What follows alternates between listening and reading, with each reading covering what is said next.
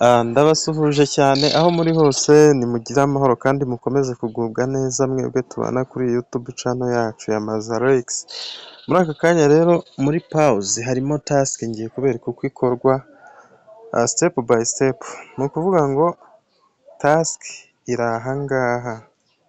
Dore task nyine iri aha kuri ani nk'ibisanzwe, ni hano kuri ani niho tunyura tukareba task ziba zigiye zirimo, ubwo ukanda hano kuri ani. Ukimara gukanda hano kuri ani bahita bakwereka ko dufitemo task hano. Iyi task bavuga yuko nyine ifite amasaha 24, noneho baratubwira ngo almost last quest, ngo ni nayo ya nyuma, ngo iyi niyo ya nyuma.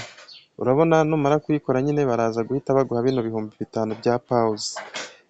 Rero ushobora kwibaza ngo ikorwa ite, nicyo ngiye kukwereka.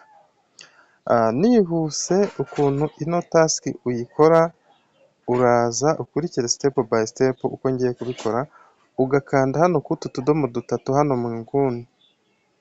Wamara kuhakanda gutya uhita uhitamo kano kajambo kanditseho ngo reload page.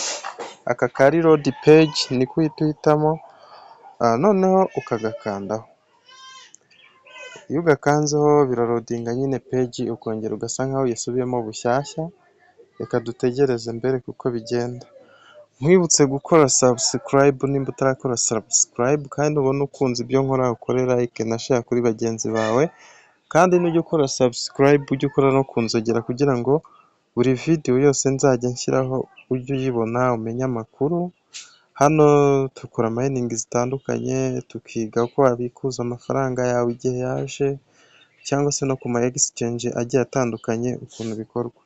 So noneho iyo umaze gukora reload page n'ubundi ugaruka hano hasi kuri earn, aha ngaha n'ubundi niho ugaruka. Wamara kuhagaruka sasa ikintu ukora ni iki, ngira ngo urabona ko hano nze mpakwereke neza.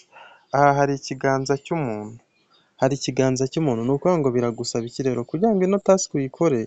Ufata ikiganza cyawe cyangwa se ukoresha intoki 5 zose ziri ku kiganza nyine uzirambike muri telefone icyarimwe. Ubwo nibyo ngiye gukora. Intoki 5 zose zo ku kiganza kimwe urahita uzirambikiramo rimwe. Uragira gutya ukoremo hano n'intoki zawe 5. Ni ukuvuga ngo urakora kuri iyi task uhita ukoramo n'intoki 5 zose. Wabibonye uko bigenze, nkujijemo intoki zose uko ari 5. Ukimara gukozamo intoki 5 rero zose urazifata ko ziri ku kiganza, ugahita uzirambikiramo rimwe. Uhita ubona ko bakubwiye ngo claim, ugahita ukanda nyine hano kuri claim, baba baraziguhaye 5,000 bikaba birabaye. Sawa rero turi kumwe cyane, ndabakunda mukomeze kugubwa neza.